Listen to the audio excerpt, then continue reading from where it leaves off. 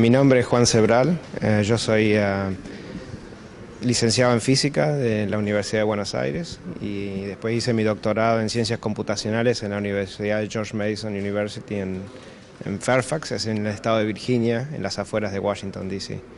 Y trabajo actualmente en el departamento de bioingeniería de la misma universidad y hago simulaciones por computadoras de flujo sanguíneo en el cerebro para estudiar aneurismas y ataques cerebrovasculares. Doctor, me imagino que cuando usted comenzó no era tan usual quizás que un físico se dedique a la medicina. ¿Ocurrió algo en su vida particular que pudo emprender este camino? No, en realidad, yo hice en mi doctorado, estudié métodos de simulación de dinámica de fluidos y en una conferencia vi que había gente trabajando en análisis de flujos sanguíneos y me interesó y de ahí en adelante quise contribuir en medicina más que en métodos numéricos. Entonces empecé a trabajar con distintos médicos de distintos lugares y aquí estoy. ¿Podría relatarnos qué es lo que hace en relación a los aneurismas? ¿Cómo aporta usted desde la física y de la ingeniería? Claro, lo que hacemos nosotros es modelar a partir de imágenes tridimensionales de arterias cerebrales.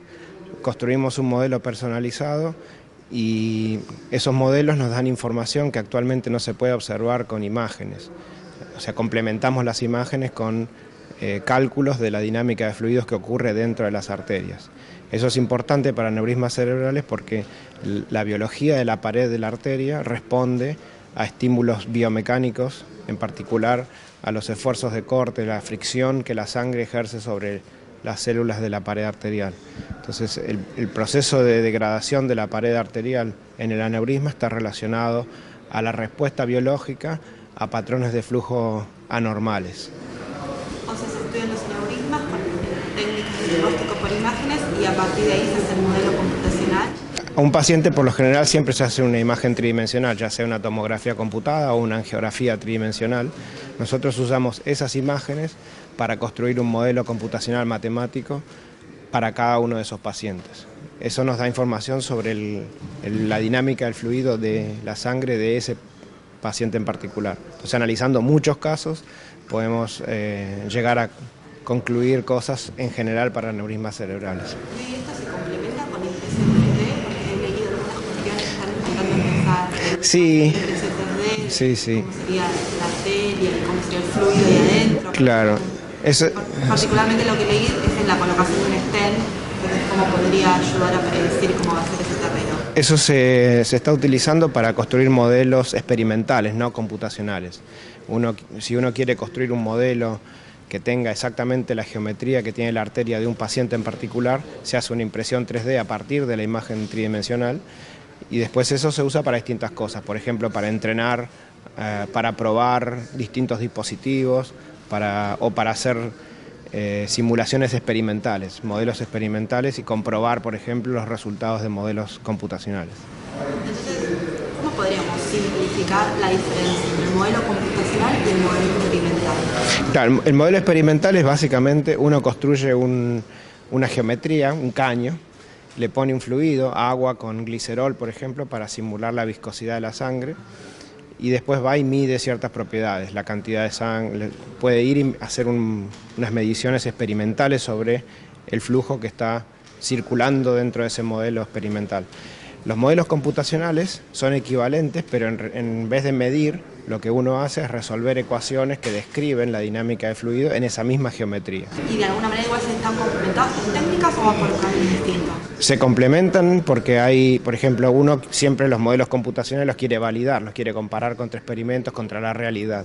Entonces siempre se usan experimentos o medidas in vivo en pacientes o en animales para corroborar que el modelo computacional, las ecuaciones que resolvemos, están bien resueltas y además son las ecuaciones adecuadas. Eso se llama validación. ¿Y cómo es el escenario? ¿Cómo imagina o dónde estudia, participa en estos eventos? ¿Cómo imagina ese escenario futuro, ¿no? Desde la física y la bioingeniería aplicado obviamente a la medicina? Claro, nosotros hacemos tres cosas, digamos. Una es ciencia básica, de tratar de entender cómo son los mecanismos que hacen que la pared arterial del aneurisma se debilite y progrese y se rompa. Entonces es estudiar la biomecánica de la pared, cómo la biología responde a estímulos biomecánicos. Eso es ciencia básica. El segundo aspecto es tratar de usarlo para diagnóstico. En particular, identificar qué aneurismas son más propensos a romperse. Nosotros hemos construido una base de datos de más de 2.000 pacientes modelados con este tipo de simulaciones tridimensionales, y entonces comparando aneurismas que se rompen contra aneurismas que no se rompen podemos encontrar diferencias. Cuando viene un paciente nuevo podemos evaluar ese paciente y ver si se parece más a los no rotos o a los rotos y clasificarlo como de bajo riesgo o alto riesgo. Y el tercer aspecto de esta investigación es probar en forma virtual dispositivos médicos, por ejemplo stents, diversores de flujo u otros dispositivos que se implantan para modificar el flujo que entra en el aneurisma y producir la trombosis y la oclusión del aneurisma. Y los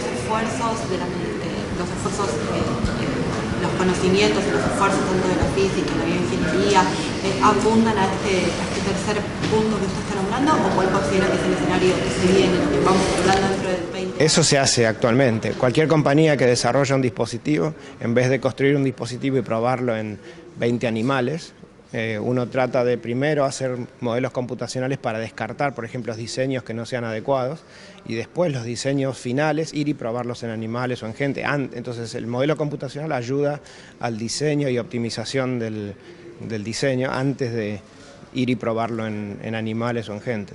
Entonces en ese aspecto ya estamos ayudando a distintas empresas a hacer eso. ¿Y usted puede divisar alguna línea futura de trabajo distinta a esta? Que ya se está empezando a hablar en el primer mundo y que acá todavía no sepamos. Es más o menos eso, en esas tres direcciones, ¿no? Distintos aspectos de esas tres direcciones, de entender los mecanismos en ciencia básica. Eso es muy complicado porque en un aneurisma hay mucha información que no se puede obtener. Por ejemplo, el estado de la pared arterial, eso no se puede observar con ningún método de imágenes. Entonces nosotros estamos tratando de combinar, por ejemplo, datos que vienen de aneurismas resectados durante cirugía. Tenemos muestras de tejidos en las cuales se pueden medir distintas propiedades del tejido y comparar eso con propiedades biomecánicas. Entonces, en ese sentido, digamos, vamos a avanzar en el entendimiento de la enfermedad, cuáles son las respuestas, cuáles son el remodelado de la pared arterial, cómo responde eso a distintos estímulos biomecánicos.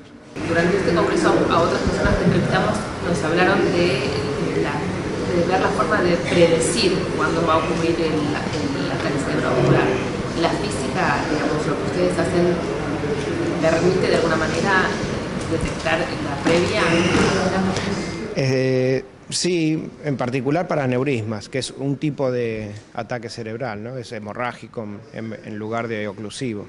En ese sentido, si uno sabe que tiene un paciente con un aneurisma, se puede tratar de entender si ese aneurisma es de alto riesgo o bajo riesgo respecto a la ruptura. En cuanto a otro tipo de ataque cerebral, oclusivo, isquémico, es un poco más complicado porque por lo general no se tiene información anterior. Por ejemplo, no se hace screening, no se buscan a ver pacientes que, o sea, durante todos los años no se hace un test para ver cómo está el estado de las arterias cerebrales de un paciente. Entonces es muy difícil predecir porque no hay información.